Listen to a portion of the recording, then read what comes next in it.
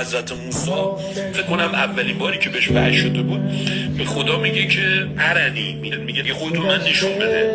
موسی میگه و خدا میگه لن ترانی، میگه هرگز نخواهید دید. که بعد سعدی اومد توی که از شعراش گفت چو رسی به طور سینا ارنی مگو بگذر که نیرزد این تمنا به جواب لن ترانی. حافظ اومد یه بیت به سعدی داد، گفتش که چو رسی به طور سینا ارنی بگو و بگذر، جواب دوست بشنو نه جواب لن ترانی. تو بسپر بگو خودت میدونی، نه و آرشو بلش کن، حتی نهش هم قشنگه، بگو نه هم قشنگه، حرف زده بود. بعد مولانا میاد دیسپک عجیب غریب میده، میگه ارنی کسی بگوید که تو را ندیده باشد.